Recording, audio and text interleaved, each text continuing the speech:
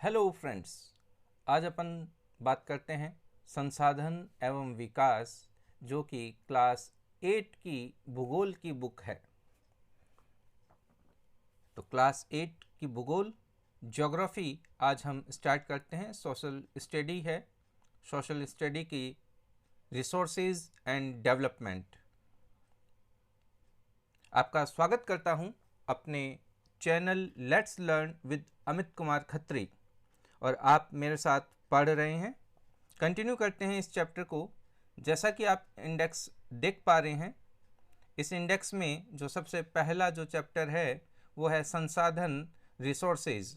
ये संसाधन क्या है, ये रिसोर्सेज क्या है, इसी के बारे में हम कंटिन्यू करने वाले हैं। तो फर्स्ट चैप्टर रिसोर्सेज। तो यहाँ पर देखिए, एक जो इस चैप्टर की एक अगर हम बात करें कि जो भूमिका है, उसके अंदर मोना और राजू अपना घर साफ करने में अम्मा की मदद कर रहे थे।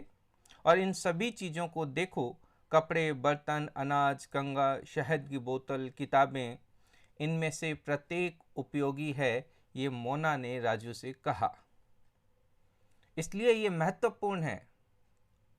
तो उनकी मदर ने कहा कि ये सभी संसाधन हैं, रिसोर्सेज हैं। अब अपन आते हैं इस चैप्टर की एक आउटलाइन से बाहर आकर के समझने का प्रयास करते हैं कि देखिए, आप अपने आसपास बहुत सारी चीज़ें देख रहे होंगे। आप बुक्स देख रहे होंगे, आप बल्ब देख रहे होंगे, आप फ्रिज देख रहे होंगे, यूटेंसिल्स देख रहे होंगे, बाइक देख रहे होंगे। हो सकता है जो बाहर रोड के ऊपर आप जो है व्हीकल देख रहे हो। ये सब क्या है? ये सारी की सारी चीज़ें हमारे काम में आती हैं, हमारे लिए उपयोगी हैं, और ये सभी चीज़ें ही रिसोर्सेज हैं, संसाधन हैं। तो यहाँ पर रिसोर्सेज क्या है? तो हम कहेंगे प्रत्येक वस्तु जिसका उपयोग आवश्यकताओं को पूरा करने के लिए किया जा सकता है, वह संसाधन है। यानी कि हमारे जीवन को, हमारी लाइफ को इजी वे में हम जी सकें, उसके लिए जिन सभी साधनों को हम उपयोग में लाते हैं, वे सारे के सारे संसाधन हैं, सारे के सारे रिसोर्सेज हैं। अब अगर हम अपने चारों ओर देखें, ऑब्जर्वेशन करें यानी निरीक्षण करें, तो आप संसाधनों के विविध प्रकारों को पहचानने में सक्षम होंगे। आप अपने चारों ओर देखोगे तो अलग अलग तरह के रिसोर्सेज देख पाओगे। प्यास लगने पर जो आप जल पीते हैं, आप अपने घर में जिस विद्युत का उपयोग करते हैं, स्कूल से घर पहुंचने के लिए उपयोग किया गया रिक्शा, बस, ऑटो, पाठ्यपुस्तक यानी बुक जिसका आप अध्ययन के लिए उपयोग करते हैं, ये सभी के सभी संसाधन हैं, रिसोर्सेज हैं। आप जो बॉल पेन काम में ले रहे हो, ठीक है, वो भी रिसोर्सेज है। हम जो खाना खा रहे हैं वो भी रिसोर्सेज है, वो भी संसाधन है। तो इस प्रकार से हम यहाँ पर बात कर सकते हैं, जल, विद्युत, रिक्शा, सब्जियाँ, बुक्स, सभी ये कुछ एक जैसा क्या है, उनमें से सभी वस्तुओं का उपयोग हमारे द्वारा किया जाता है। देखिए, ये अलग अलग कैटेगरी की चीज़ें हैं, पर यूज़ तो हम ही ले रहे हैं ना। जिस समय जिस चीज़ की ज़रूरत होगी, अगर हमें फूड की ज़रूरत है तो हम फूड लेते हैं, अगर हमें बाहर जाना है तो हम व्हीकल को यूटिलाइज करते हैं, वेजिटेबल्स का उपयोग करते हैं, अलग अलग तरह के फूड स्टफ़ का यूज़ करते हैं। तो ये सारे के सारे रिसोर्सेज हैं, इसलिए वे उपयोगी हैं। ठीक है, इनकी कोई ना कोई यूटिलिटी है, ये हमारे काम में आती हैं। एक वस्तु अथवा पदार्थ की उपयोगिता अथवा जो प्रयोज्यता है, उसे एक संसाधन बनाती है। तो कोई भी वस्तु जो हमारे काम में आ रही है, हमारे लिए उपयोगी है, यानी कि यूजेबल है हमारे लिए, हम उसका यूज़ कर सकते हैं, वो सारे के सारे एक रिसोर्सेज हैं, हमारे लिए संसाधन हैं। अब यहाँ पर ये जो एक इस लेसन का जो पत्र है, राजू वो अब ये जानना चाहता है कि कोई भी वस्तु संसाधन कैसे बनती है, हम कैसे उसको रिसोर्सेज कह सकते हैं। हमारे अर्थ के ऊपर इतने ऑब्जेक्ट्स हैं, क्या वो सभी रिसोर्सेज हैं? अच्छा, अगर वो रिसोर्सेज हैं तो क्या वो सारे नॉन लिविंग थिंग्स ही रिसोर्सेज हैं क्या? क्या लिविंग थिंग रिसोर्सेज नहीं है क्या? तो बहुत सारे क्वेश्चन इस रिसोर्सेज से जो कनेक्ट होते हैं और हम इसी को कंसल्ट करने वाले हैं। तो अब आप यहाँ पर देखेंगे कि कोई भी वस्तु जिसका हम प्रयोग करते हैं, ठीक है, वो हमारे लिए उपयोगी है और उसे हम कोई ना कोई वैल्यू देते हैं, उसे कोई ना कोई मूल्य प्रदान करते हैं, तो वे सारे के सारे रिसोर्सेज मूल्यवान होते हैं।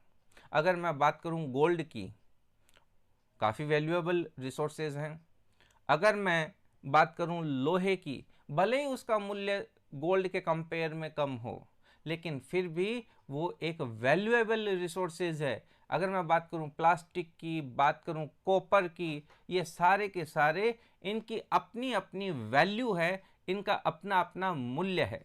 और यहाँ पर मैं मूल्य का अर्थ जो है रेट नहीं कर रहा हूँ, प्राइस की बात नहीं कर रहा हूँ, मैं इस मूल्य की बात कर रहा हूँ वैल्यू से, हमारे लिए इम्पोर्टेंस से। हो सकता है कि जिस समय हमें एक सुई की ज़रूरत हो, उस समय हमारे कोई तलवार काम में नहीं आएगी, ठीक है। अगर हमें कांटा लग जाए तो हमारे लिए उस समय नाइफ या फिर तलवार की ज़रूरत नहीं है, वहाँ पर हमें एक नीडल की ज़रूरत है जिससे हम उस जो कांटे को निकाल सकें। तो बात है उस इम्पोर्टेंस की, उस किसी भी वस्तु के मूल्य की। तो यहाँ पर ये जो मूल्य है, ये जो वैल्यू है, ठीक है, ये प्राइस से कंपेयर नहीं करना है हमें। कुछ संसाधनों का यानी कुछ रिसोर्सेज का आर्थिक मूल्य होता है, बिल्कुल वो अलग अलग इंपॉर्टेंस है। अब हम बात करते हैं क्या किसी वस्तु का इकोनॉमिकल वैल्यू है? बिल्कुल, किसी भी वस्तु की इकोनॉमिकल वैल्यू होती है, जबकि कुछ संसाधनों का आर्थिक मूल्य नहीं होता है। कुछ चीज़ें ऐसी हैं, कुछ रिसोर्सेज ऐसे हैं जिनकी इकोनॉमिकल वैल्यूज़ हैं, जबकि कुछ रिसोर्सेज ऐसे हैं जिनकी इकोनॉमिकल वैल्यू नहीं होती है। अगर हम बात करें जैसे मेटल्स हैं, धातुएं हैं, जैसे लोहा, सोना, चांदी, इनकी अभी बात की, तो इनका कोई ना कोई इकोनॉमिक वैल्यू होती है। लेकिन वहीं मैं बात करूं एक सीनरी की, आप जो घूमने जा रहे हो और वहाँ पर आप सुंदर सुंदर दृश्य देख रहे हो, उसका कोई इकोनॉमिकल मूल्य आप नहीं निकाल सकते। वो तो आपके मूड पर डिपेंड है, आपको प्रसन्न रखने के लिए उसकी वैल्यू है। पर फिर भी यहाँ पर सिर्फ इकोनॉमिकल वैल्यू की बात नहीं कर सकते हैं। दोनों अपनी अपनी जगह, दोनों रिसोर्सेज इम्पोर्टेंट होते हैं और मनुष्य की आवश्यकताओं को पूरा करते हैं। जैसे अगर हमें भूख लगी है तो वहाँ पर हमारे लिए फूड स्टफ की जो वैल्यू है वो गोल्ड और सिल्वर से पूरी नहीं हो सकती है। अगर हमें ऑर्नामेंट पहनना है तो वहाँ पर ब्रेड और बिस्कुट का कोई इम्पोर्टेंस नहीं है। तो आप इस चीज़ को एक समझिए कि दोनों सब चीज़ें अलग अलग होते हुए भी हमें सबको साथ में लेकर के चलना है। कुछ संसाधन समय के साथ आर्थिक रूप से मूल्यवान हो सकते हैं। आपकी दादी के घरेलू नुस्खों का आज कोई वाणिज्यिक मूल्य नहीं है। भाई घर में आपने देखा होगा जब हम बीमार हो जाते हैं तो बड़े बुजुर्ग कुछ काढ़ा देते हैं या कुछ हमें ऐसी एडवाइस देते हैं जो हमारे बहुत कारगर होती है। भले ही उनकी कोई कॉमर्शियल वैल्यू ना हो, भले ही उनका हमें कोई पैसा नहीं देना पड़ता है, हम उनको मार्केट में ले जाकर बेच नहीं रहे हैं, उनसे कोई फ़ायदा नहीं हो रहा है, लेकिन हमें निजी रूप से उनका बहुत बेनिफिट होता है। अब यहाँ पर हम बात करते हैं, लेकिन यदि वे पेटेंट करने के उपरांत मेडिकल फर्म द्वारा बेचे जाते हैं तब वे आर्थिक रूप से मूल्यवान हो सकते हैं। अब यहाँ पर यानी कि जो हमारे दादा दादी बड़े बुजुर्ग जो नॉलेज रखते हैं, मान लो कि कोई काढ़े के बारे में है, वो क्या है सभी की भलाई के लिए है और सभी उसका यूटिलाइज करते हैं। लेकिन अगर हम उसका पेटेंट करवा लें, ठीक है, तो पेटेंट करवाने के बाद में उसको हम इकोनॉमिकल बेनिफिट ले सकते हैं। तो यहाँ पर एक वर्ड है पेटेंट। तो ये पेटेंट क्या है? इसका तात्पर्य है किसी भी विचार अथवा आविष्कार पर एकमात्र अधिकार है। यानी कि हाँ भाई, ये हमने इन्वेंशन किया है और इसका इकोनॉमिकल बेनिफिट भी हम लेंगे।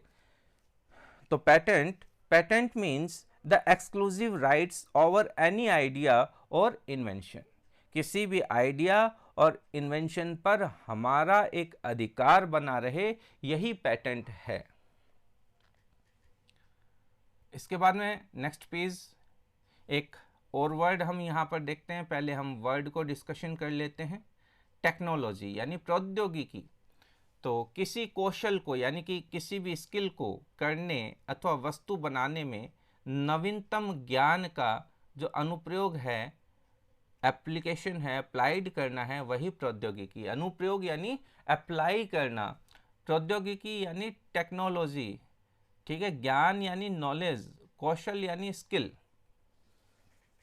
तो हम यहाँ पर कह सकते हैं technology is the application of latest knowledge and skill in doing और मेकिंग थिंग्स। यानी किसी भी वस्तु को बनाने के अंदर जो कौशल का है और नवीनतम ज्ञान का जो हम उपयोग कर रहे हैं, वही प्रौद्योगिकी है। भाई देखिए, अभी आप पढ़ रहे हो, आप मोबाइल पे या लैपटॉप पे ये चैप्टर देख रहे हो। मैंने भी लैपटॉप के द्वारा ये जो चैप्टर बनाया है और आप तक एक इंटरनेट के द्वारा पहुंच रहा है। तो क्या हमने लेटेस्ट टेक्नोलॉजी का इस्तेमाल एजुकेशन फील्ड में नहीं कर लिया?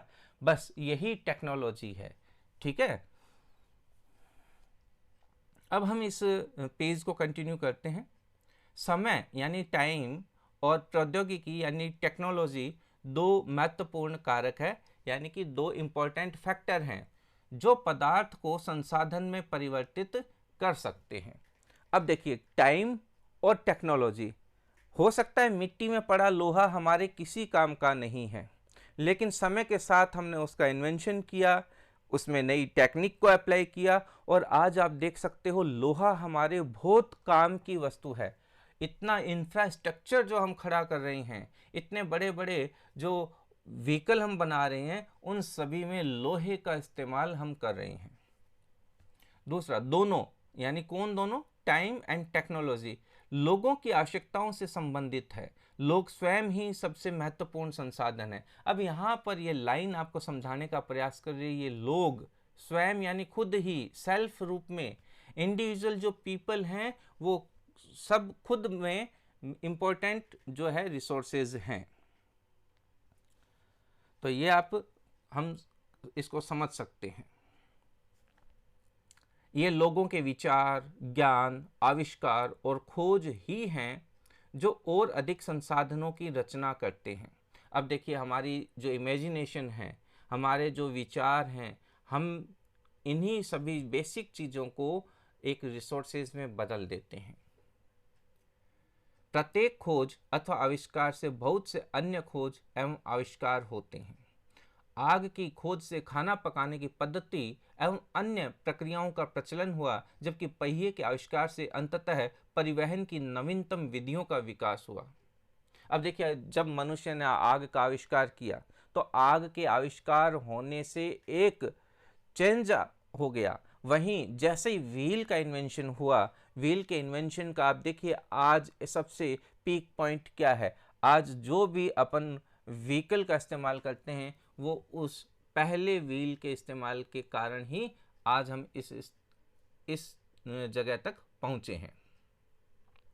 इसके बाद में हम देखते हैं जल विद्युत यानी कि हाइड्रल पावर, जो हाइड्रो इलेक्ट्रिसिटी है, जल विद्युत बनाने की जो प्रौद्योगिकी ने यानी टेक्नोलॉजी ने तेजी से बहते जल से ऊर्जा उत्पन्न करके उसे एक महत्वपूर्ण संसाधन बना दिया है। तो देखिए, बहता हुआ पानी है, बहते हुए पानी से हमने क्या किया?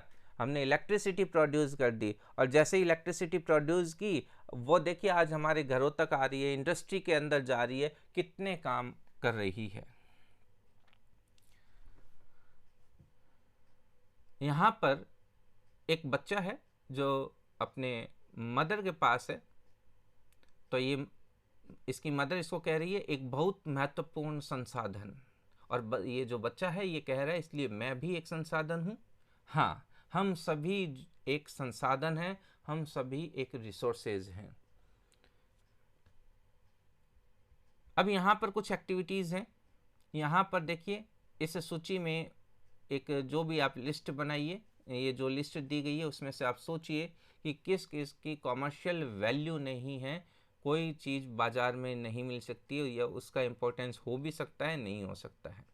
तो आप देखिए इसको, यहाँ पर देखो दिया गया है, सूती वस्त्र है, लोह अयस्क है, ठीक है, बुद्धि है, औषधीय पौधे हैं, चिकित्सा ज्ञान है, कोयला निक्षेप है, मनोरम दृश्य है, कृषि भूमि है, शुद्ध पर्यावरण है, लोकगीत है, सुहावना मौसम है, संसाधन परिपूर्णता है, एक अच्छी संगीत ध्वनि है, दादी माँ के घरेलू नुस्खे हैं, मित्रों एवं परिवारों से स्नेह है। अब देखिए, मित्रों एवं परिवारों से स्नेह है, इसकी कोई कॉमर्शियल वैल्यू नहीं हो सकती। दादी माँ के जो घरेलू नुस्खे हैं उसकी कॉमर्शियल जो वैल्यू नहीं हो सकती। सुहावना मौसम है, हम फील कर सकते हैं, हम खुश हो सकते हैं, लेकिन बाजार में थोड़ी ना खरीदा जा सकता है। मनोरम दृश्य है, मनोरम दृश्य, ठीक है, हम घूमने जाते हैं उसका तो पैसा लगता है, लेकिन मनोरम दृश्य का कोई पैसा नहीं लगता है। कृषि भूमि है, बिल्कुल उसकी एक इकोनॉमिकल इम्पोर्टेंस है। शुद्ध पर्यावरण है, ठीक है, शुद्ध पर्यावरण मार्केट में नहीं मिलता है हमें। बुद्धि है, हाँ, बुद्धि का उपयोग हम कॉमर्शियल वैल्यू में कर सकते हैं, पर सभी लोग कर पाएँ, किस प्रकार से कर पाएँ, बहुत सारी बाउंडेशंस होती हैं इसके ऊपर, ठीक है। सूती वस्त्र है, सूती वस्त्र बिल्कुल इसकी एक कोई ना कोई प्राइज़ है। लोह अयस्क है, बिल्कुल इसकी भी कोई ना कोई प्राइज़ है, लोह अयस्क से ही लोहा बनाया जाता है। तो इस तरीके से मैनी मोर, बहुत सारी ऐसी थिंग्स हैं, ऐसी वस्तुएं हैं जिनके बारे में आप सोच सकते हैं।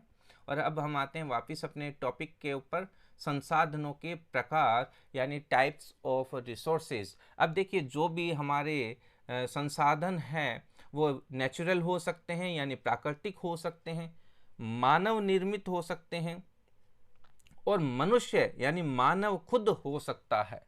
तो किस रूप में रिसोर्सेज की हम बात कर रहे हैं उसको बहुत सारे भागों में हमने जो है क्लासिफाई किया है। अब यहाँ पर देखिए, प्राकृतिक संसाधन यानी नेचुरल रिसोर्सेज की बात की जा रही है। तो जो रिसोर्सेज, जो संसाधन प्रकृति से प्राप्त होते हैं और अधिक संशोधन के बिना उपयोग में लाए जाते हैं, प्राकृतिक संसाधन कहलाते हैं, नेचुरल रिसोर्सेज कहलाते हैं। यानी प्रकृति में पाए जाते हैं और उसे हम ज़्यादा कोई उसमें इनोवेशन नहीं करते, सीधे ही हम काम में ले लेते हैं। हम कह सकते हैं जो वायु, जो हम एयर जो है, जो हम ब्रीदिंग कर रहे हैं, जो हम सांस ले रहे हैं, नदियों और झीलों का जो पानी है, मिट्टी और खनिज है यानी सॉइल एंड मिनरल्स हैं, सभी के सभी प्राकृतिक संसाधन हैं। ये सारे के सारे नेचुरल रिसोर्सेज हैं जो कि हम काम में ले रहे हैं। इन संसाधनों में से बहुत से प्रकृति के निःशुल्क उपहार हैं और सीधे ही उपयोग में लाए जा सकते हैं। कुछ परिस्थितियों में यानी कुछ सिचुएशंस ऐसी होती हैं कि प्राकृतिक संसाधन का सबसे अच्छी तरह उपयोग करने के लिए हमें औजारों और प्रौद्योगिकी की आवश्यकता होती है। यानी हमें टूल्स एंड टेक्निक्स या टेक्नोलॉजी का इस्तेमाल करके हम उस पदार्थ को अच्छे से अच्छा उपयोग कर सकते हैं। विभिन्न समूहों में यानी जो मल्टीपल ग्रुप्स है, उसमें प्राकृतिक संसाधनों का वर्गीकरण करने के लिए उनके विकास यानी डेवलपमेंट एवं प्रयोग के स्तर पर कि हम उसको किस प्रकार से यूटिलाइज करें, उसके उद्गम यानी ओरिजिन, भंडारण यानी कि स्टोरेज, एवं वितरण यानी डिस्ट्रीब्यूशन के अनुसार हम कर सकते हैं। यानी कि विकास, प्रयोग के स्तर, उद्गम, भंडार एवं वितरण। डेवलपमेंट है जो प्रयोग का स्तर यानी कि यूटिलाइजेशन स्टेज हम कह सकते हैं, उद्गम यानी ओरिजिन, भंडार यानी स्टोरेज, वितरण यानी डिस्ट्रीब्यूशन। इस बेसिस के ऊपर हम हमारे नेचुरल रिसोर्सेज को क्लासिफाई कर सकते हैं। अब देखिए, अब हम स्टार्ट करते हैं, कुछ इसका क्लासिफिकेशन है। अब ये क्लासिफिकेशन कुछ अपडेट हो गया है, लेकिन मैं आपको ज़रूर पढ़ा देता हूँ। मे बी पॉसिबल अब जो बुक्स आई है उसमें कुछ एक कटिंग है, जैसे कि ये वास्तविक संसाधन और संभाव्य संसाधन नहीं दिए गए हैं, लेकिन मैं आपको पढ़ाता हूँ, आपका नॉलेज ज़रूर अपडेट होगा। तो हम यहाँ पर विकास यानी कि हमारे जो डेवलपमेंट है, ठीक है, और हमारा उपयोग के आधार है यानी बेसिस ऑफ यूटिलिटी है, उसके आधार पर हम हमारे रिसोर्सेज को, संसाधनों को दो वर्गों में, दो भागों में बांट सकते हैं। बेसिस देखना, यहाँ पर किस बेस पे हमने इसको क्लासिफाई किया है, डेवलपमेंट और यूटिलिटी के बेस पर हम इसको दो भागों में बांटते हैं। एक होता है वास्तविक संसाधन और एक है संभाव्य संसाधन। तो मैं थोड़ा सा इसको हाईलाइट कर देता हूँ यहाँ पर, ताकि आप इस एक कैटेगरी को ध्यान रख सकें। तो ये देखिए, ये है वास्तविक संसाधन और ये है संभाव्य संसाधन। तो ठीक इसी प्रकार आप इसको भी आप यहाँ पर देख सकते हैं, वास्तविक संसाधन और ये है संभाव्य। अब इसके लिए मैं टर्मिनोलॉजी इस्तेमाल कर रहा हूँ। वास्तविक संसाधन को हम कहते हैं रियल रिसोर्सेज, ठीक है, और संभाव्य संसाधन को हम कहते हैं पोटेंशियल रिसोर्सेज। तो वास्तविक संसाधन क्या है? देखिए, वे संसाधन यानी वे रिसोर्सेज जिनकी मात्रा हमें ज्ञात होती है, जो हमें पता होता है कि हाँ ये पदार्थ है। जैसे मैं बात करूं कॉपर तांबा, मैं बात करूं लोहा, मैं बात करूं सोना, मैं बात करूं डीजल, बायोडीजल, पेट्रोल, ये सब चीज़ें, इन संसाधनों का इस समय उपयोग किया जा रहा है। अगर मैं बात करूं पेट्रोलियम प्रोडक्ट, अगर आज से 500 साल पहले बात करूं तो हम कोयले का इस्तेमाल करते थे, आज की तरह पेट्रोल और डीजल काम में नहीं आते थे। तो मैं बात कर रहा हूं अब वर्तमान समय की। तो ऐसे रिसोर्सेज जिनका हम समय के साथ उपयोग कर रहे हैं। अगर हम बात करें जर्मनी के रूर प्रदेश में कोयले, पश्चिमी एशिया में खनिज तेल, महाराष्ट्र में दक्कन पठार की काली मिट्टी के भरपूर निक्षेप, सभी वास्तविक संसाधन हैं, रिसोर्सेज हैं, रियल रिसोर्सेज हैं, क्योंकि एट द टाइम हम उनका इस्तेमाल कर रहे हैं। ठीक है, तो वे रियल रिसोर्सेज क्या, एकदम इजी है समझने का, दोबारा से प्रयास करो। रियल यानी कि वास्तविक, जो भी रिसोर्सेज हम आज काम में ले रहे हैं, हमें पता है कि उनका भंडारण कितना है, हमें उनको कैसे काम में लेना है, वो सभी जब पता है, वो है रियल रिसोर्सेज। अब बात करते हैं संभाव्य संसाधन। देखिए, नाम में ही पॉसिबिलिटीज लिखी गई हैं, संभावना दिखाई गई है कि क्या ये काम में आ पाएगा या ये काम में नहीं आ पाएगा, एक संभावना हो गई। तो इसके लिए यहाँ पर हम पॉसिबिलिटी वर्ड नहीं कहेंगे, हम इसको कहेंगे पोटेंशियल रिसोर्सेज, संभाव्य संसाधन, यानी कि वे रिसोर्सेज जिनकी संपूर्ण मात्रा हमें ज्ञात नहीं है। अभी तक हमें पता नहीं है कि उनके रिसोर्सेज कहाँ कहाँ पर हैं और इस समय इनका प्रयोग नहीं किया जा रहा है। हम इन द फ्यूचर बात करेंगे। जैसे मैं अब एक बात करूं, अभी तक हम गाड़ियां किससे चला रहे हैं? अभी तक हम गाड़ियां पेट्रोल, डीजल, इनसे चला रहे हैं। दूसरा, हम कह सकते हैं चलो भाई हमने सोलर पैनल का इस्तेमाल करना शुरू कर दिया है, ठीक है, कम है, हम उसको डेवलप कर रहे हैं। लेकिन अब मैं बात करूं कि भाई हम पानी से गाड़ी चला दें, तो ये तो एक पॉसिबिलिटी हो गई ना, आज थोड़ी ना चला पा रहे हैं, तो ये फ्यूचर के लिए हो सकता है। अभी तक हमारे पास ऐसे कोई रिसोर्सेज नहीं है, हमें नहीं पता पानी से गाड़ी चलेगी कि नहीं चलेगी। हाँ, स्टीम से जरूर चलती है, स्टीम इंजन।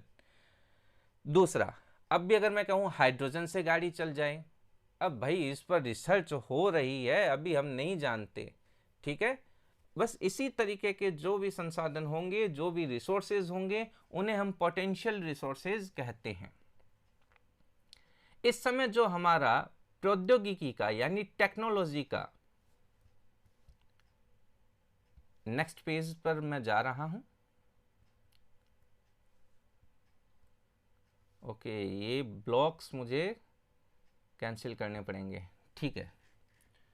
तो अब हम बात करते हैं कि इस समय जो हमारा प्रौद्योगिकी का, टेक्नोलॉजी का स्तर है, वह संभवतः इन संसाधनों को आसानी से प्रयोग करने के लिए पर्याप्त रूप से उन्नत नहीं है। यानी कि हमारे पास रिसोर्सेज है तो सही, पर हमारे पास वो टेक्निक्स नहीं है कि हम उसको काम में ले सकें। हम नहीं जानते कि किस तरीके से उसे काम में लें। लद्दाख में, अब चलो लद्दाख आया है, तो जैसा कि आप जानते हैं लद्दाख के ऊपर मैं थोड़ा सा डिस्कशन कर ही लेता हूँ, टॉपिक से अलग बात कर रहा हूँ, लेकिन फिर भी हाँ, ये अपनी क्लास है इसलिए। आप जानते हैं ना, अभी एक यूनियन टेरिटरी बनी है, जम्मू एंड कश्मीर को डिवाइड कर दिया गया है, ठीक है, एक जम्मू एंड कश्मीर और एक लद्दाख। तो आप सभी ने पढ़ा होगा न्यूज़पेपर्स में। लद्दाख में पाया गया यूरेनियम पोटेंशियल रिसोर्सेज है, संभाव्य संसाधन का एक उदाहरण है जिसका उपयोग भविष्य में किया जा सकता है। 200 वर्ष पूर्व तीव्र गति वाली पवनें एक संभाव्य संसाधन थी। जैसा अभी अभी मैंने बताया ना, 500 साल पहले पेट्रोल और डीजल, हो सकता है कि वो एक संभाव्य संसाधन रहे हों। तो 200 साल पहले की अगर हम बात करें, पवन ऊर्जा एक संभाव्य संसाधन हो, किंतु आज के समय में वे वास्तविक संसाधन है, रियल रिसोर्सेज हैं। जैसे कि नीदरलैंड, अब नीदरलैंड में क्या होता है, ये जो पवन चक्कियां हैं, विंड फार्म है, ये काफ़ी ज़्यादा मात्रा में है। तो नीदरलैंड के पवन फार्मों, विंड फार्म में पवन चक्की के प्रयोग से ऊर्जा उत्पन्न की जाती है। इस प्रकार के पवन फार्म यानी विंड फार्म तमिलनाडु के नागरकोइल, गुजरात के तट पर, ठीक है, ये सब देखे जा सकते हैं। इसी के साथ साथ, चूंकि अभी मैं थोड़ा सा टारगेट जो है राजस्थान के स्टूडेंट हैं, इसलिए मैं उन्हें बताता हूं कि जब आप जयपुर से सीकर मार्ग पर जाते हैं, तो जयपुर से जैसे ही बस स्टैंड से आप निकलेंगे और सीकर मार्ग की तरफ होंगे, तो राइट हैंड की तरफ, यानी जिस साइड में ड्राइवर गाड़ी चला रहा है, उस साइड में जब आप विंडो से बाहर की तरफ देखेंगे, तो आपको हर्ष की पहाड़ी के ऊपर इस तरह के पवन चक्कियां देखने को मिलेगी। हो सकता है आपने देखी हो, अगर नहीं देखी है और अगर जाने का काम पड़े तो आप ये ऑब्जर्व कर सकते हैं, देख सकते हैं।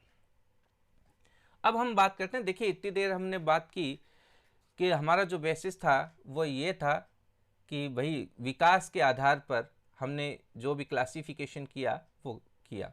अब हम नेक्स्ट पॉइंट की बात करते हैं, ओरिजिन के बेसिस पर, ठीक है, कि ये ओरिजिन के बेसिस के ऊपर हम किस तरीके से इसको डिवाइड करते हैं।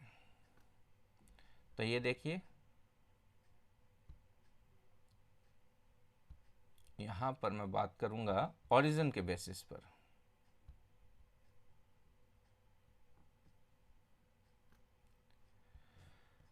तो यहां पर हम ओरिजिन जो भी है, अजैव हो सकते हैं, एबायोटिक हो सकते हैं, बायोटिक हो सकते हैं, इस तरीके से हम उसे बांट सकते हैं। एबायोटिक में जो भी नॉन लिविंग थिंग्स होती हैं, निर्जीव वस्तुएं होती हैं, वो सारी की सारी जो है, जो होती हैं निर्जीव, जैसे कि मिट्टी, सॉइल है, रॉक्स है, चट्टाने हैं, मिनरल्स हैं, ये सारे के सारे अबायोटिक रिसोर्सेज होते हैं। और जो भी लिविंग बींग्स हैं, जैसे कि प्लांट्स और एनिमल्स, ये सारे के सारे जो होते हैं बायोटिक कंपोनेंट्स होते हैं, बायोटिक रिसोर्सेज होते हैं। इसके बाद में हम इसको और क्लासीफाई कर सकते हैं। अगर हम इन नेचुरल रिसोर्सेज के ब्रॉड रूप में बात करें, ब्रॉडली हम इसको 2 पार्ट्स में डिवाइड करते हैं, नवीनीकरणीय और अनवीनीकरणीय।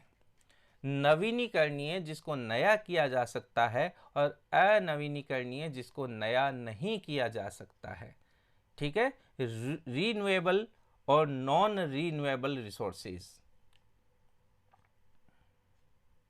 तो अब हम थोड़ा सा पेज को अप कर लेते हैं।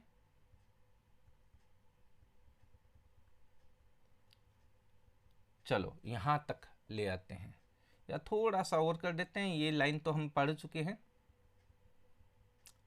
ओके, चलो यहां तक, ठीक है। अब हम यहां पर सबसे पहले मार्क कर लेते हैं, अपन इसको अंडरलाइन कर लेते हैं। ये देखिए, नवीनीकरणीय या नवीकरणीय संसाधन, रीन्यूएबल रिसोर्सेज। दूसरा है हमारा अनवीकरणीय संसाधन, नॉन रीन्यूएबल रिसोर्सेज। तो वे रिसोर्सेज, वे संसाधन जो शीघ्रता से नवीनीकृत अथवा पुनः पूरित हो जाते हैं, यानी कि पुनः उनकी दोबारा से सप्लाई मिल सकती है। इनमें से कुछ असीमित हैं, खूब हैं, और उन पर मानवीय क्रियाओं का कोई प्रभाव नहीं होता, जैसे सौर और पवन ऊर्जा।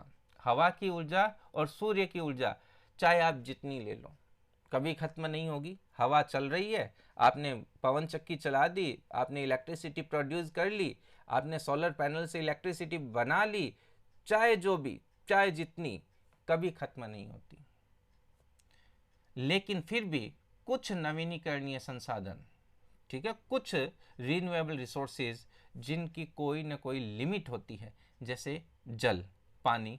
अगर आपने पानी को अनलिमिटेड यूज़ करना शुरू कर दिया, एक दिन वो खत्म हो जाएगा। यहाँ पर हम पानी की बात कर रहे हैं, पानी यानी शुद्ध पानी, प्योर वाटर, यानी कि पीने का पानी, ठीक है। दूसरा, सॉइल। एक समय के बाद हो सकता है टॉप सॉइल जिसमें न्यूट्रिशन वैल्यू ज़्यादा है वो ख़राब हो जाए, वो ख़त्म हो जाए।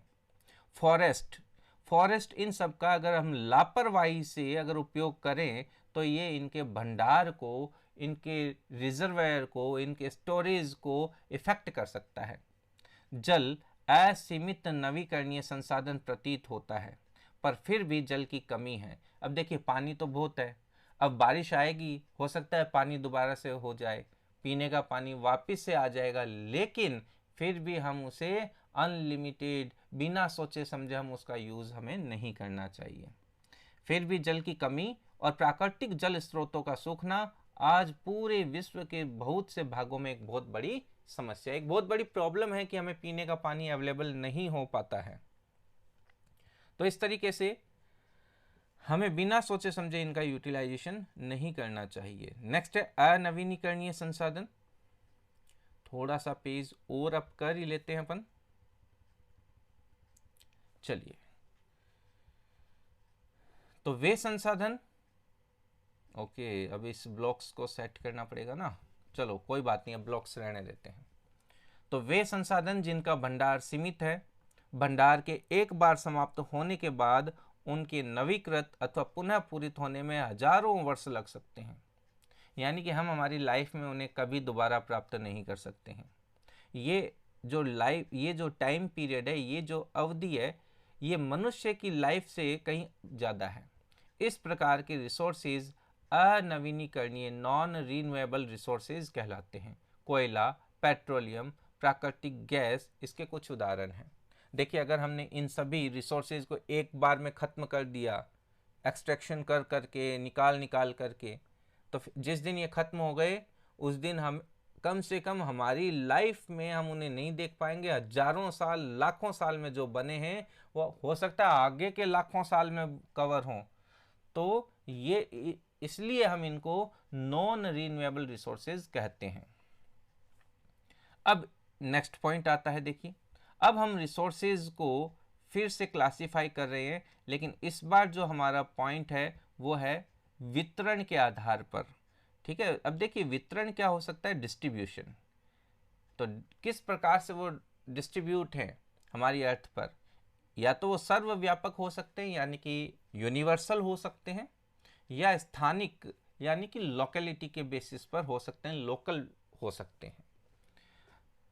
जो संसाधन, जो रिसोर्सेज सभी जगह पाए जाते हैं, जैसे वायु जिससे हम सांस लेते हैं, ब्रीदिंग करते हैं, यूनिवर्सल है। लेकिन वे संसाधन जो कुछ निश्चित स्थानों पर ही पाए जाते हैं, वे स्थानिक या लोकल कहलाते हैं, जैसे कि कॉपर, लोह अयस्क यानी लोहा, आयरन, और यहाँ पर कॉपर की बात कर रहे हैं, ये अयस्क यानी और है, तो कॉपर और आयरन और। तो यहाँ पर हम बात करते हैं प्राकृतिक संसाधनों का वितरण।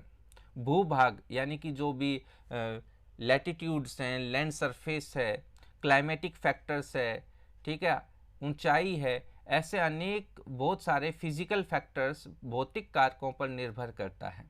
पृथ्वी पर इन कारकों में विभिन्नता होने के कारण संसाधनों का वितरण असमान है। तो बहुत सारे फैक्टर हैं जिनके कारण ये डिपेंड करता है कि कहाँ पर कौन कौन से रिसोर्सेज पाए जाते हैं, लोहे की मात्रा कितनी है, मिनरल्स किस प्रकार के पाए जाते हैं। अब हम यहाँ पर बात करते हैं मानव निर्मित संसाधन, यानी कि ह्यूमन मैड रिसोर्सेज। 5 मानव निर्मित संसाधनों की सूची बनाइए जिन्हें आप अपने चारों ओर देख सकते हैं। बिल्कुल, ये अब आप ही बताइए। देखिए, एक मैं बता देता हूँ, जो भी हमारी जो खेत होते हैं, जो जहाँ पर हम फसल उगाते हैं वो, ठीक है, हमारे जो पार्क होते हैं वो ह्यूमन मेड हैं। इसके अलावा जो भी बिल्डिंग्स हैं, ठीक है, इस तरीके से अब आप और ज़्यादा रिसोर्सेज देखिए जो ह्यूमन मेड हैं। तो कभी कभी प्राकृतिक पदार्थ तब संसाधन बन जाते हैं जब उनका मूल रूप बदल दिया जाता है। लौह अयस्क उस समय तक संसाधन नहीं था जब तक लोगों ने उसे लोहा बनाना नहीं सीखा। लोह अयस्क देखिए वह मात्रा है जो हम मिट्टी से बेसिक फॉर्म में उसे निकालते हैं, और लोहा उसको वापस से प्यूरिफाई किया जाता है, उसमें से जो भी जो पदार्थ हमें नहीं चाहिए होते हैं वो निकाले जाते हैं और लोहे को शुद्ध रूप में प्राप्त किया जाता है, और फिर उसकी एक इकोनॉमिकल वैल्यू बन जाती है।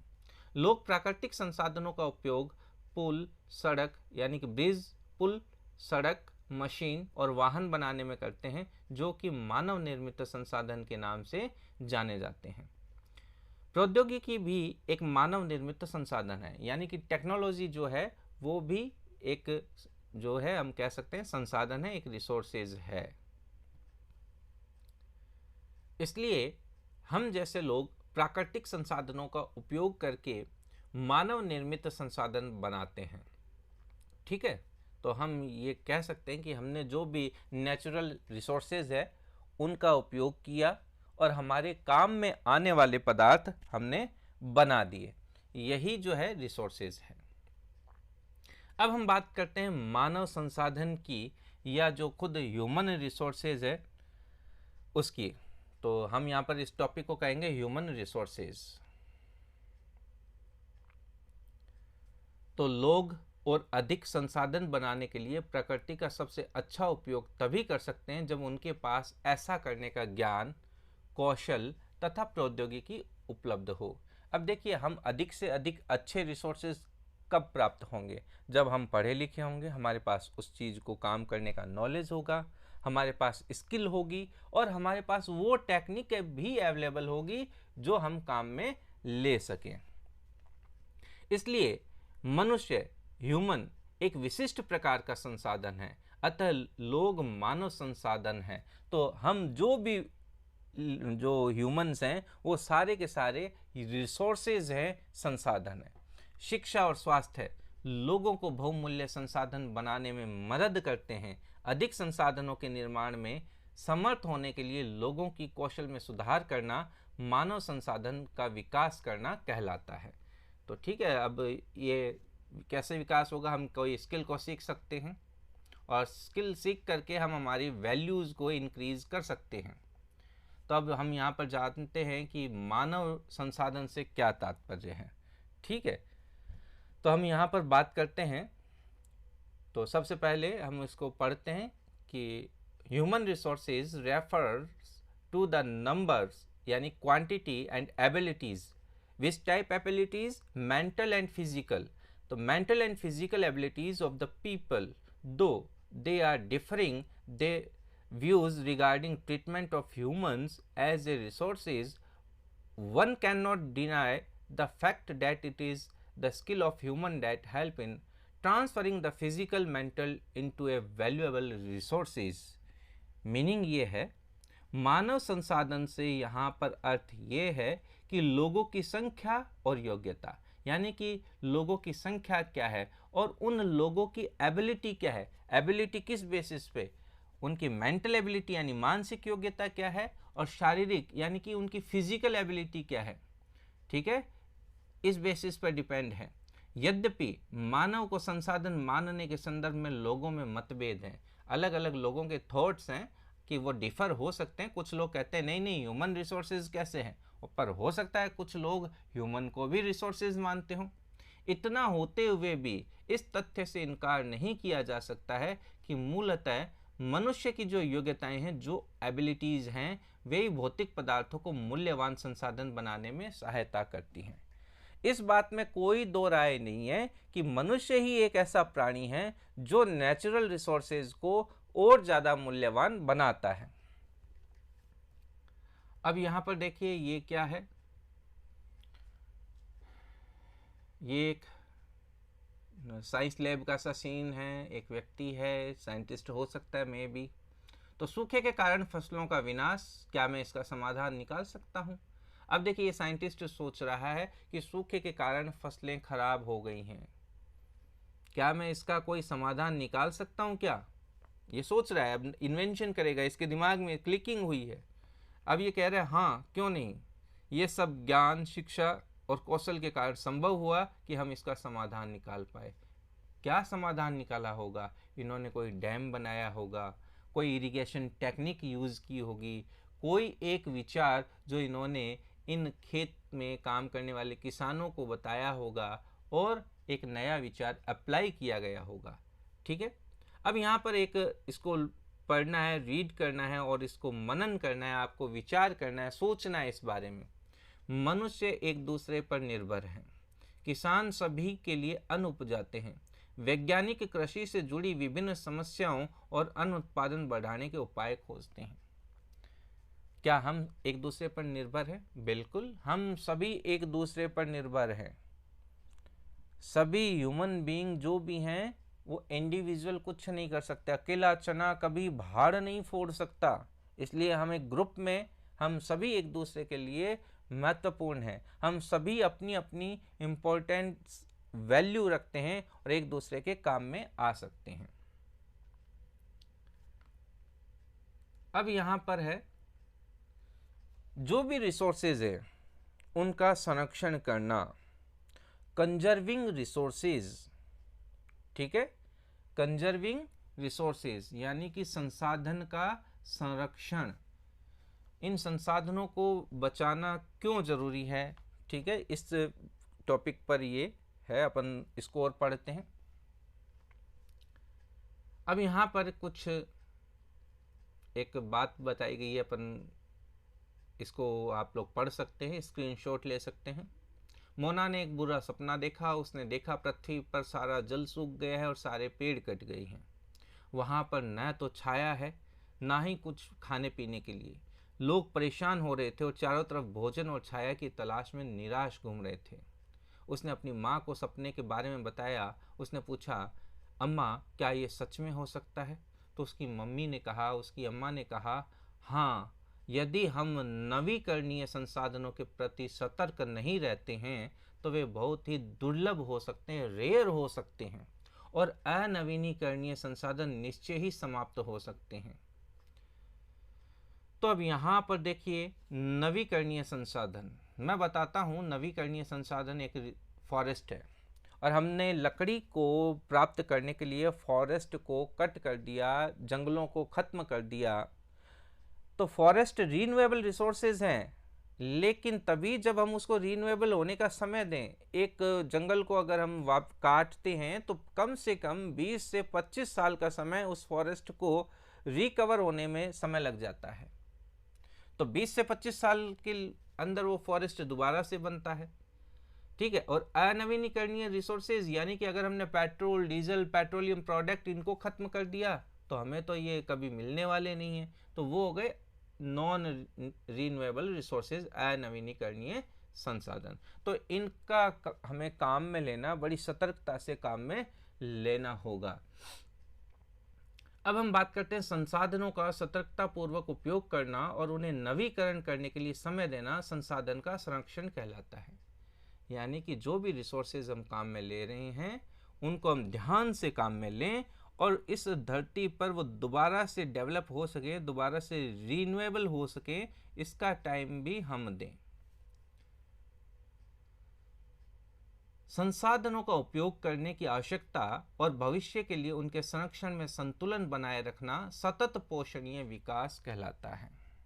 ठीक है, तो ये सतत पोषणीय यानी कि सस्टेनेबल डेवलपमेंट, कि हमारा डेवलपमेंट भी हो और सस्टेनेबल भी हो। सतत का मतलब होता है रेगुलर, पोषण का मतलब लगातार वो आगे से आगे चलता रहे।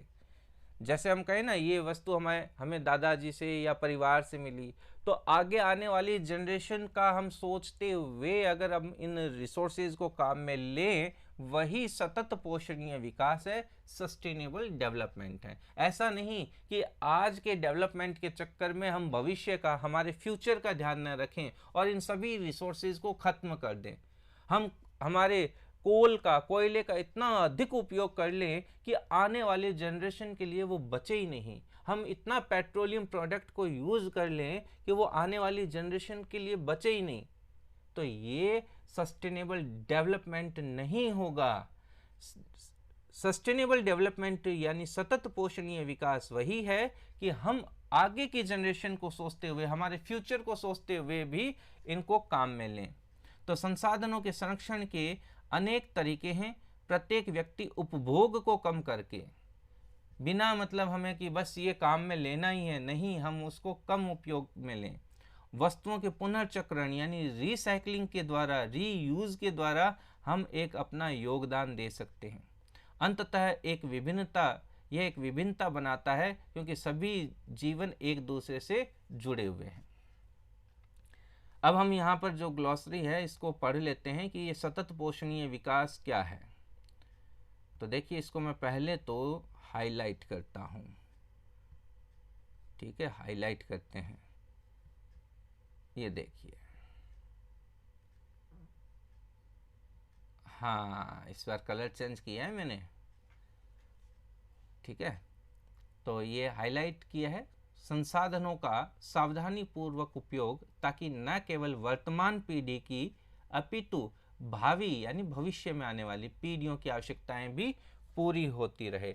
Carefully utilizing resources so that besides meeting the requirements of the present also take care of future generations।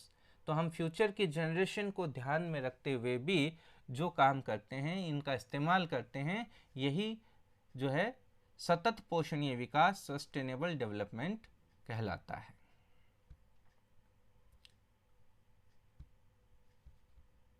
अब ये थोड़ा सा जो चैप्टर बचा है इसको अब आप अपने हिसाब से पढ़ लीजिए, क्योंकि इसमें ऐसा कुछ नहीं है।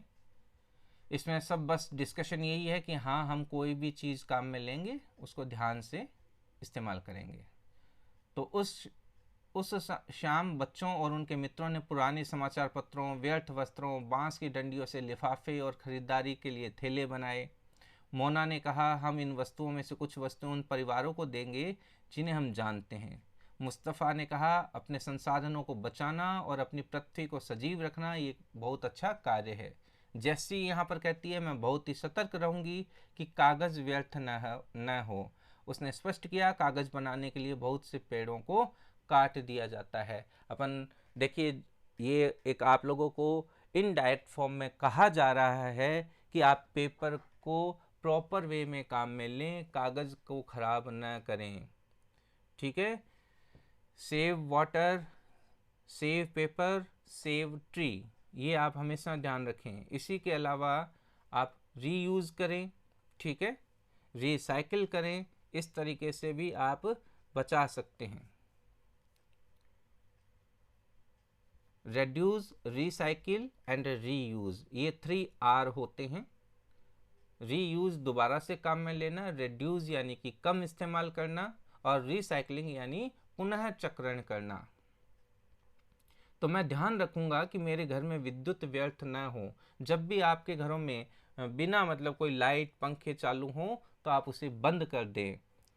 विद्युत जल और कोयले से, जो विद्युत है वो जल और कोयले से मिलती है। मैं विश्वास दिलाती हूँ घर में जल बेकार नहीं होगा।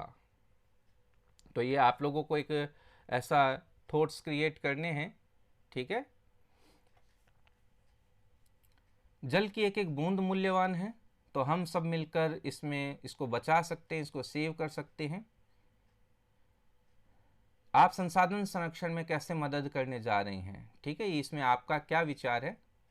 तो अब आप खुद सोचिए, आपको सोचना है, आपको बचाना है। हमारे जो सस्टेनेबल डेवलपमेंट पर भी आपको अपने थॉट्स क्रिएट करने हैं। हमारी पृथ्वी और इस पर निवास करने वाले लोगों का भविष्य पेड़ पौधों और परितंत्र की सुरक्षा और संरक्षण से जुड़ा है।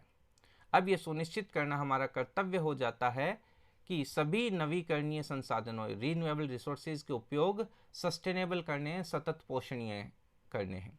पृथ्वी पर जीवन की विविधता संरक्षित की जाए। जीवन की विविधता यानी कि जितने प्रकार के जीव जंतु, पेड़ पौधे हमें दिखाई दे रहे हैं, वो सारे के सारे डाइवर्सिटी कहलाती है, विविधता कहलाती है। प्राकृतिक पर्यावरणीय तंत्र की हानि को कम से कम किया जाए। जो भी हमारा नेचुरल जो एनवायरनमेंट है, उस जो एक सिस्टम है, नेचुरल एनवायरनमेंट को हम कम से कम नुकसान पहुंचाए और उसको अच्छे से अच्छा उसका पोषण करें। अब यहाँ पर कुछ थॉट्स हैं, सतत पोषणीय विकास के कुछ सिद्धांत बताए जा रहे हैं, ठीक है, कुछ प्रिंसिपल्स आपको दिए जा रहे हैं। क्या प्रिंसिपल है? जीवन के सभी रूपों का आदर और देखभाल, ठीक है, जो भी फॉर्म्स ऑफ लाइफ हैं उसकी आप रेस्पेक्ट करें, उसकी आप केयर करें। मानव जीवन की गुणवत्ता को बढ़ाना, improve the quality of human life, आप अपनी जो भी ह्यूमन लाइफ है उसकी क्वालिटी को इंक्रीज करें, अच्छे से अच्छा जीवन यापन करने का प्रयास करें। पृथ्वी की जीवन शक्ति और विविधता का संरक्षण करना, conserve the earth's vitality and diversity, तो जो पृथ्वी की जो जीवन शक्ति है उसको हम नष्ट न करें, पेस्टिसाइड इंसेक्टिसाइड का यूज़ न करें, बायोडाइवर्सिटी का ध्यान रखें, जीव जंतुओं को ऐसा नहीं कि हम मारते रहें। प्राकृतिक संसाधनों के ह्रास को कम से कम करना, यानी कि जो भी नेचुरल रिसोर्सेज हैं उनका जो डिप्लीशन है उसको हमें मिनिमाइज करना है, minimise the depletion of natural resources. पर्यावरण के प्रति व्यक्तिगत व्यवहार और अभ्यास में परिवर्तन, change personal attitude and practices towards the environment, यानी कि हमारे खुद के जो व्यवहार में परिवर्तन नहीं, ऐसा नहीं कि हम सिर्फ उपदेश ही देते रहें, लोगों को कहते रहें, खुद कुछ न करें। नेक्स्ट है समुदायों को अपने पर्यावरण की देखभाल करने योग्य बनाना, enable communities to care for their own environment, हम लोगों को भी जागरूक करें, हमारी जो भी कम्युनिटीज़ हैं, हम जहाँ पर रहते हैं, हमारे जो भी समुदाय हैं उनको भी हम जागरूक करें कि हाँ हमें इस पर्यावरण की, एनवायरनमेंट की केयर करनी है, ठीक है। इसी के साथ चैप्टर ख़त्म होता है और अब हम आगे के चैप्टर में मिलते हैं, ठीक है। तो आप इस चैनल को सब्सक्राइब कर सकते हैं, सब्सक्राइब कर कीजिए और जो बेल आइकन है उसको प्रेस कीजिए। इसी बेल आइकन को प्रेस करने के कारण आपको नोटिफिकेशन समय पे मिलेगा। जो भी लाइव क्लासें हैं उनको भी अटेंड करें, लाइव क्लासों में आपके जो भी क्वेरीज होंगी उनको दूर किया जाएगा, इसलिए आप लाइव सेशन को भी ज़रूर अटेंड करें। आपके कोई भी क्वेश्चन हो आप मुझे कमेंट कर सकते हैं, इसी के साथ साथ आप मुझे कोई मैसेज के द्वारा ईमेल कर सकते हैं, ठीक है। तो subscribe, like and share. Thank you.